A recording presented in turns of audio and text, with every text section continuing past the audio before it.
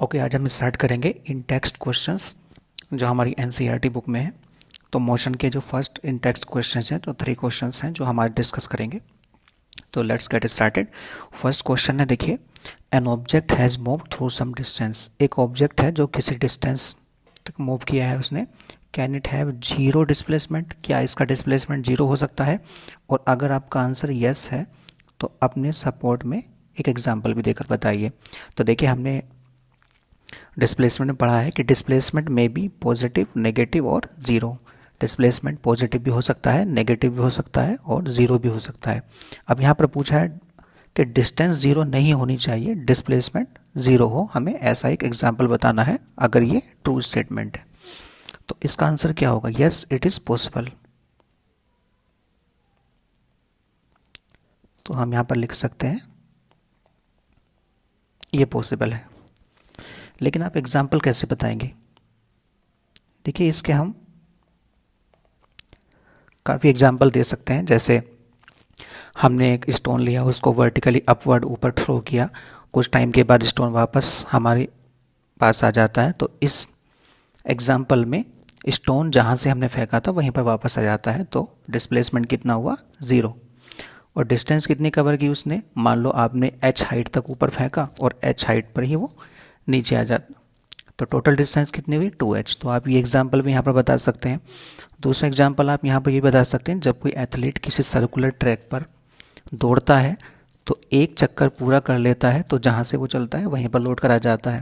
तो उस केस में भी डिस्प्लेसमेंट कितना होता है? ज़ीरो होता है। और डिस्टेंस कितनी कवर करता है? तो जितनी सर्कुलर ट्रैक की सरकमफेरेंस होती है वो डिस्टेंस हो जाती है। तो यहाँ पर हम ये बता सकते हैं, चलिए हम इस एग्जाम्पल को लिखते रहे कि if an athlete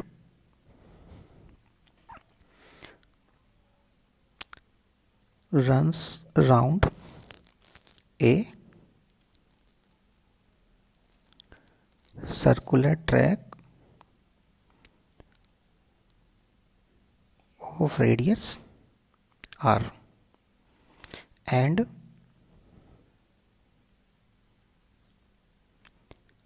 comes back to initial point,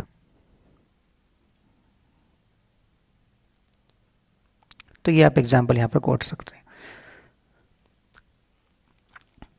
तो ये फर्स्ट इंटेक्स क्वेश्चन का आंसर हुआ कि अगर कोई बॉडी कोई डिस्टेंस कवर करती है तो उसमें डिस्प्लेसमेंट ज़ीरो भी हो सकता है। कब ज़ीरो होता है? When a body returns to its initial position, then displacement is always zero. तो आप चाहें तो स्टोन वाला एग्जाम्पल भी लिख सकते हैं और ये सर्कुलर ट्रैक का एग्जाम्पल भी लिख सकते हैं। चलिए सेकंड क्वेश्चन देखते हैं, काफ़ी अच्छा क्वेश्चन है। A farmer moves along the boundary of a square field of side 10 metre in 40 second. एक फार्मर है और वो स्क्वायर शेप के फील्ड में जो 10 मीटर साइड का है 40 सेकंड में एक पूरा चक्कर लगा लेता है।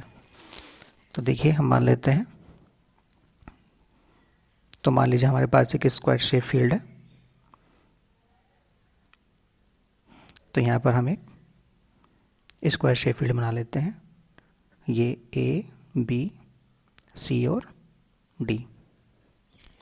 अब फार्मर इसका एक पूरा चक्कर लगाने में 40 सेकंड का टाइम लेता है और हर एक साइड कितनी मीटर है? 10 मीटर। तो 1 राउंड में कितना टाइम लिया गया है? 40 सेकंड्स। तो हमें बताना है कि कितना डिस्प्लेसमेंट होगा at the end of 2 minute 20 seconds from the initial position. तो 2 मिनट 20 सेकंड के बाद में हमें डिस्प्लेसमेंट बताना है। तो देखिए, वो चलना कहाँ से स्टार्ट किया? मान लीजिए ए से चलना स्टार्ट करता है और ये उसकी चलने की डायरेक्शन है। तो 1 राउंड में कितने डिस्टेंस कवर करेगा? 1 राउंड में 40 मीटर की डिस्टेंस कवर करेगा। और यहाँ पर लिख, और 40 सेकंड एक राउंड में वो तय करता है। तो आप भी कह सकते हैं कि वो 40 सेकंड में कितने डिस्टेंस कवर करेगा? 40 मीटर्स। तो आपको बस ये पता लगाना है कि वो 2 मिनट 20 सेकंड के बाद कहाँ होगा। तो 2 मिनट 20 सेकंड्स में कितने सेकंड्स होंगे? तो हमें टाइम दिया है 2 मिनट 20 सेकेंड। तो इसमें टोटल टाइम हम ऐड करेंगे, 1 मिनट में 60 सेकेंड, 2 मिनट में 120 सेकेंड और फिर 20 सेकेंड और हैं तो 140 सेकेंड। तो आप यहाँ से ये बताइए नंबर ऑफ राउंड कितने होंगे, कितने राउंड वो तय करेगा 140 सेकेंड में। 40 सेकेंड में कितना राउंड ले रहा है, 1 राउंड। तो इस हिसाब से आप उसको ओरली भी कैलकुलेट कर सकते हैं।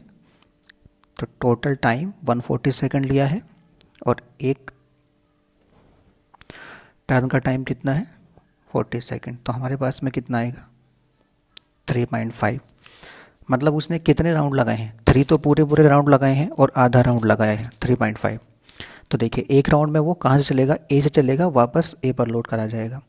दूसरे राउंड में वो फिर ए से जाएगा और फिर वापस लोड कराएगा। तीसरे राउंड में फिर ए से जाएगा फिर वापस लोड कराएगा। और आधे राउंड में वो कहाँ होना चाहिए, आधा राउंड कितना होगा 20 मीटर, मतलब ए से बी गया बी से सी, तो वो कहाँ पर है, सी पर है फाइनली। और चला कहाँ से था स्टार्टिंग में, ए से। उसने डिस्टेंस कितनी कवर की है हमें इससे कोई कंसर्न नहीं है, हमें डिस्प्लेसमेंट फाइंड करना है। और डिस्प्लेसमेंट क्या होता है, इनिशियल पोजीशन से फाइनल पोजीशन के बीच का शॉर्टेस्ट डिस्टेंस। तो शॉर्टेस्ट डिस्टेंस कौन सी है, अगर हम ए को सी से स्ट्रेट लाइन में मिला दें तो यही क्या है, शॉर्टेस्ट डिस्टेंस है और यही क्या होगा, डिस्प्लेसमेंट होगा। तो अगर आपको डिस्प्लेसमेंट निकालना है तो डिस्प्लेसमेंट कितना हो जाएगा, वो हो जाएगा AC।